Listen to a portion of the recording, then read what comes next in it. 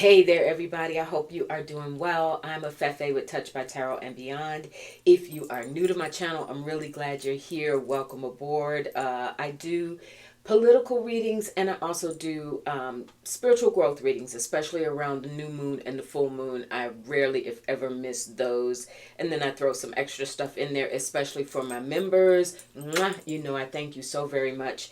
I do extra bonus reads for members where I will throw in some extra teachings on spiritual topics, stuff like that. But today, you all, and also to my regular subscribers, my new subscribers, my channel's been growing. I thank you so, so, so very much. And I want to say, just as an aside, bear with me for a moment because this is truly from me to you, my heart to yours. I'm not the youngest thing to ever hit the block, right? You know, been out here for a minute. And I want to encourage you, if you have something that you want to do, a project, a website, a new business, a new relationship, like whatever stage of life you're in, do not let those doubts that can creep in the mind stop you. I did not start my YouTube channel until I was almost 60 years old. I'd been doing the cards for decades and I knew my stuff. But the idea of, you know, is anybody going to really pay attention, listen, what do I have to contribute? Am I going to connect? And you all have shown me and given me so much motivation and it's making me even more excited to provide good content for you, to continue on my journey, to serve my clients, etc. I just want to take that mirror. Do I have a mirror close by? If I did, I tucked it away somewhere. But anyway, here's a metaphorical mirror that I'm shining back at you, you all. Any stage of life, if you have something to offer and it's authentic, people will respond. You have shown me that. And I just want to offer that encouragement back to you. All right? Okay, let's get to work. Georgia, Georgia, Georgia. So, we saw it coming. This board of electors that Donald Trump called out by name recently. I can hear a little tinkle on this bracelet. I'm going to take it off so it doesn't aggravate anybody on the audio. So we heard Trump, calling these electors in Georgia out by name, how wonderful they are, blah, blah, blah. Well, that just motivated them even more to enact these new last minute rules that can definitely impact the elections in Georgia. We know that states need to certify the vote by November 11th. And I'm sorry, I got a text from my daughter that came in. Though you got to pay attention to the ones from family, right? So sorry about that. So November 11th has to be certified, all states.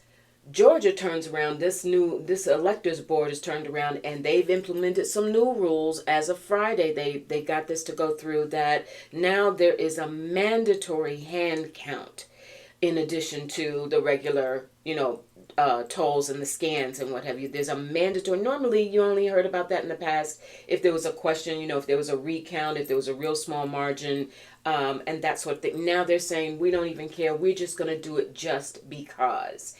Now, the premise of this is apparently that what the Trump campaign is trying to do is, of course, rig the election.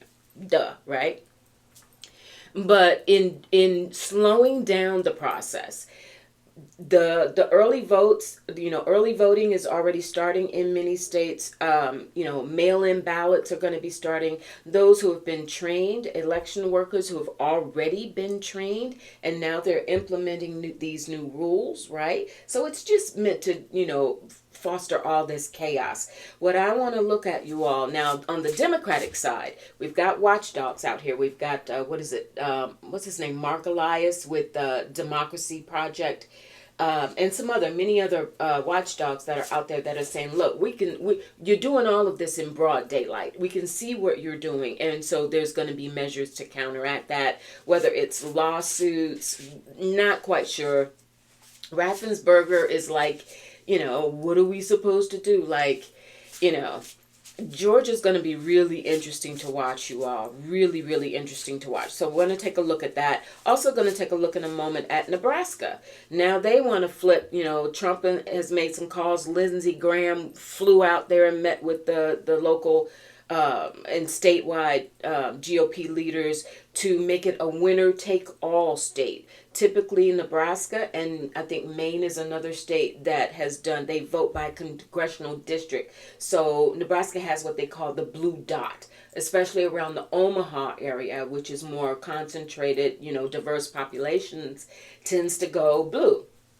So they've at least been able to deliver that one electoral vote for the Democratic Party or the Democratic candidate. And now Trump campaign put the squeeze on Nebraska legislators to say, no, we don't want that. We want a winner take all. We want all, Nebraska only has like maybe five electoral votes, but still in a race that could be technically, really tight. Every electoral vote to get to 270 counts. So going to take a look at that. There is one holdout, state senator holdout. His name is Mike McDonald. He was a Democrat. He was censored by the state legislature in Nebraska earlier this year, got pissed off, flipped his party to the GOP. But he represents Omaha. He is I think, 2-term senator, so he's term limits. He can't stay in the state legislature. So the buzz is that he's got plans to run for mayor in Omaha. If he sides with these GOP folks, after Lindsey Graham went there and, said his 2 cents, and Trump was on the call as well, they say, to try and force this winner-take-all thing, then, is this guy willing to sacrifice, Mike McDonald, is he willing to sacrifice potentially the future of his political career in order to go along, to get along, right? We're going to take a look at that. And finally, Liz Cheney pops up. We knew it. She'd been quiet for a while. She finally comes out and gives her endorsement to Kamala Harris. But now she's also come out and said, is it time for a third party or a new party in the United States of America? Not so sure about that.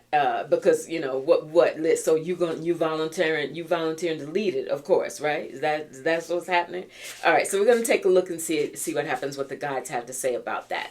If in fact we're headed for, some sort of revolution to our actual, our from a 2-party system to broadening that out. All right, so let's go, you all. First, Georgia.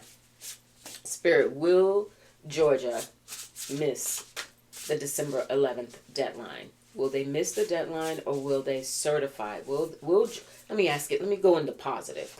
Will the state of Georgia certify the elections by the December 11th deadline? Will Georgia certify the elections in time for the December 11th deadline? Will Georgia certify? Will they actually certify the elections? We have the star. I like it. That's not a slam dunk. But the star says there's they understand the pros and cons of this. Those who are wrapped up in the rapture of the misinformed and unbelievable rapture of the MAGA movement, they see a certain future. But there's a quality to the star that says, ultimately, the star is ruled by Aquarius. Aquarius is for the people. And there's something here that indicates there will be, perhaps this does relate to those watchdog groups. There's enough where the light will be shined, star is shining, the light will be shined on. There's going to be such an intense presence of monitoring groups, of legal groups, of lawyers, of those who are watching for any efforts. This is being done in the light of day. They can't do this in the dark of night. So there's that hope for it. We have the Princess of Swords. Interestingly, in this deck, those many of you like this deck as well. I know how you are. This is the United States of Tarot. If you're interested, United States of Tarot. We have the Princess of Swords here, Sarah Huckabee Sanders.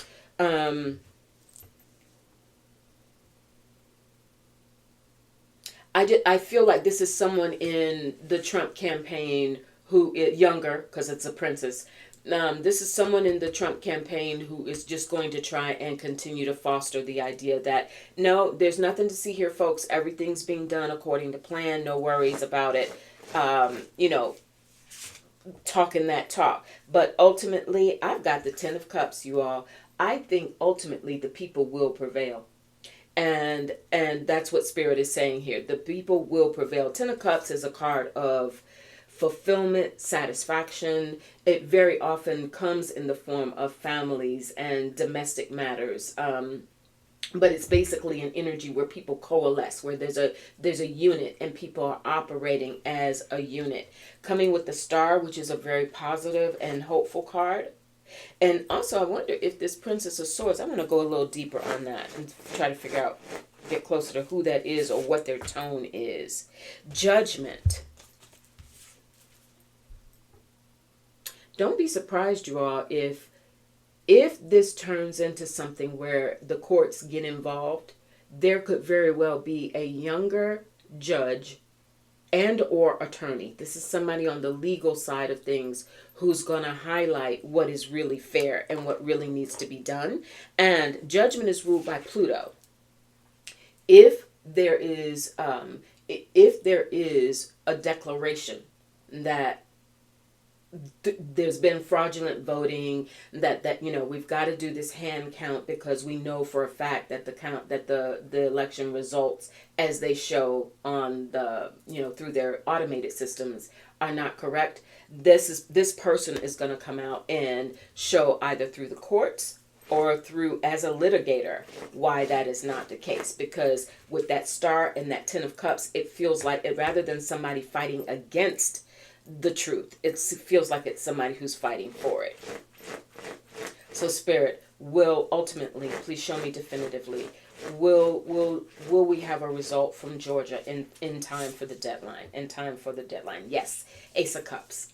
We're going to have a result from Georgia, you all. We can put that to bed. It's going to be a nail biter. We already see again by the light of day, we can see what they're trying to do, but we're gonna have a result from Georgia. All right. This is not because we knew the next step then was, of course, to try and get, if Georgia sits on its hands and just can't, you know, these legislators and state leaders can't get it going, that it was going to wind up having to go to the House, to the GOP in the House. Mike Johnson and company definitely can't have that happen. So Spirit is saying, hold tight. It looks good. Looks like that's going to get handled. Now, this Mike McDonald, again, GOP state senator. I always have my little notes here if that's what you're wondering what I'm looking at.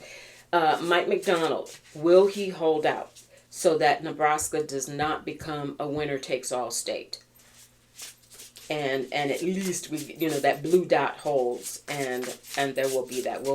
Will Mike McDonald hold out? And will Nebraska remain a congressional district where their votes count as a congressional district rather than winner take all? Will Mike McDonald hold out? Will he hold out? Will he stand firm? We have the Seven of Cups. He has not decided yet. Wow. And the Seven of Pentacles. Those two come at the bottom of the deck. And we have Death. Yikes. And the Hermit, he might cave, you all. I don't know. Wait a minute. Let me slow down.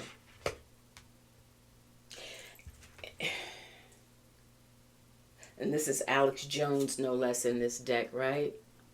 You know, that Seven of Cups. And then the Seven of Pentacles. Wow. You know, this together, this feels, he's considering it.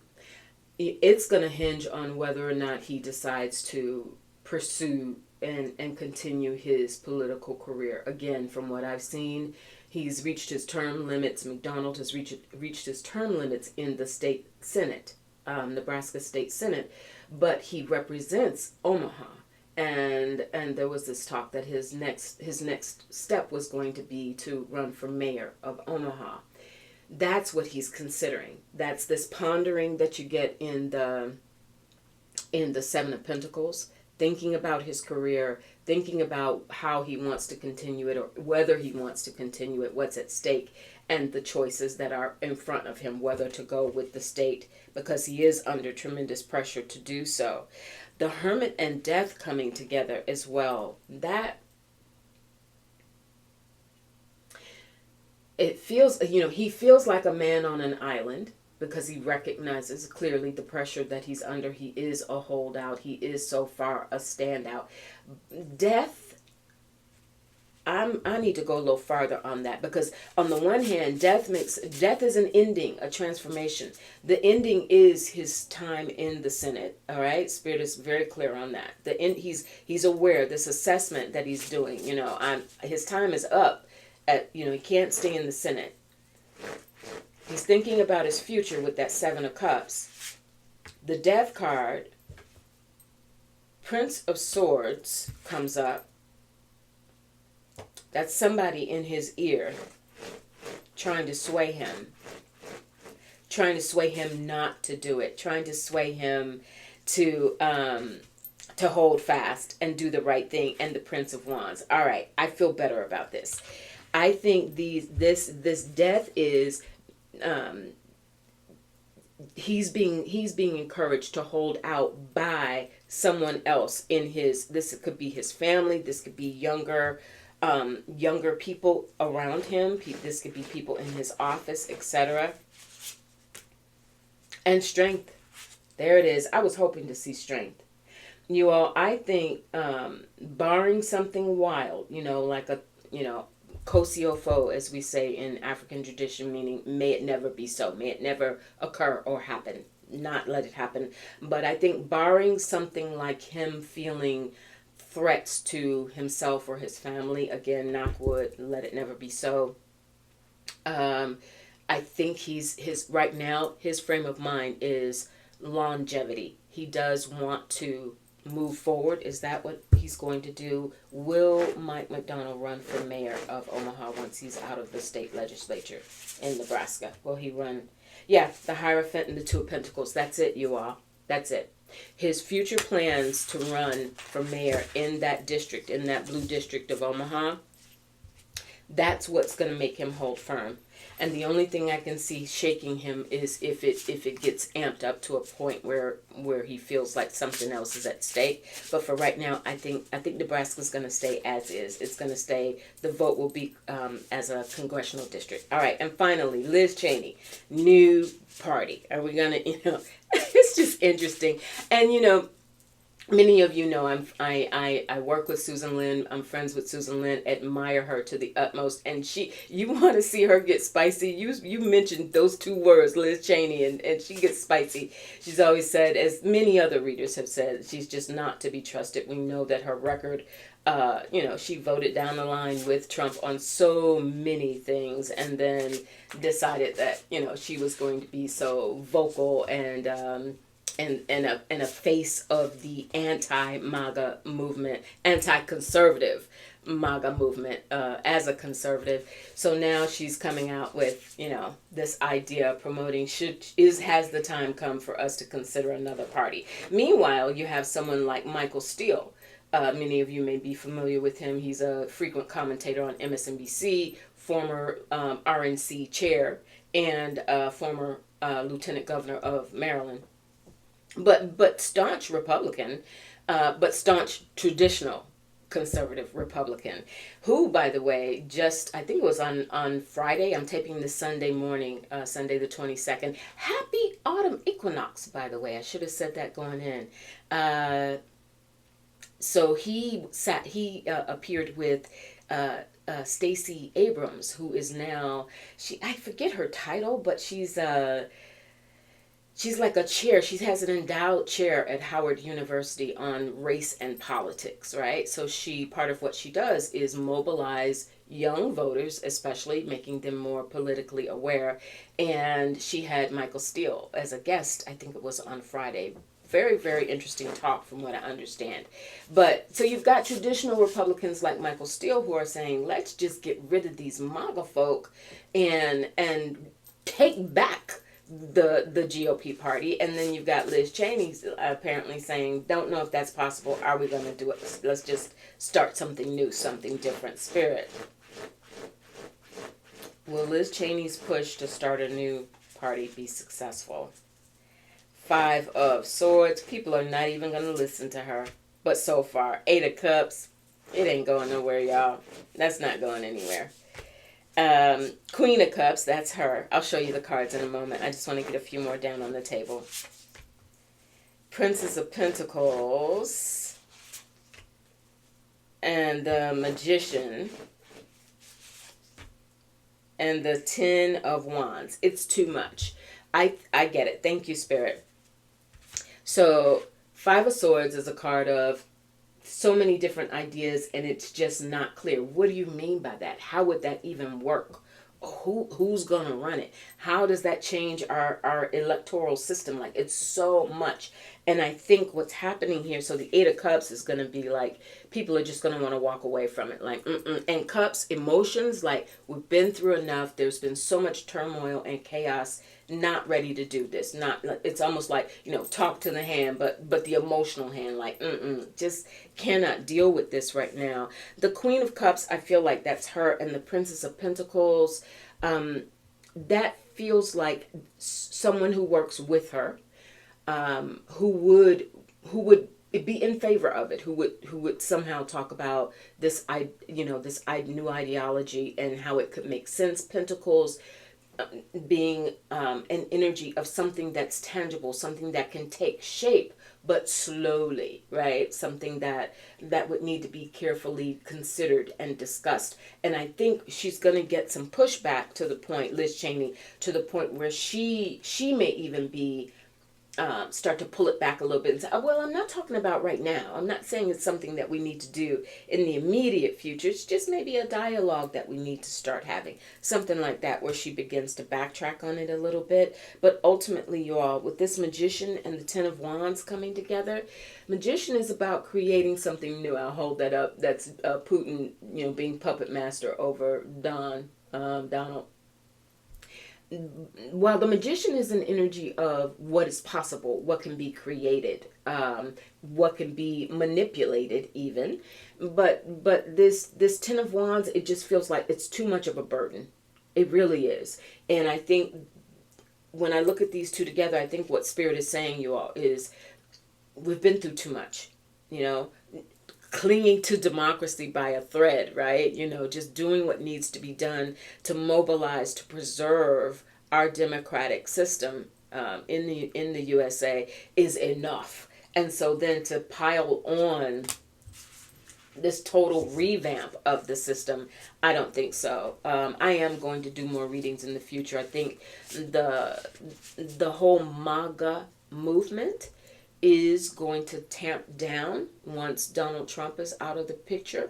But we can't afford to turn a blind eye on people like James David Vance and others, because and I've been saying this, or the guides have been saying through, what I feel intuitively, he's been a prop for the longest time. The guy's getting older. He's losing his stuff. He's talking out of his head, right? For entertainment purposes only. So he's really been a prop for these other younger people who are really who are using him and his popularity to try and, get right there and be prepared to take over.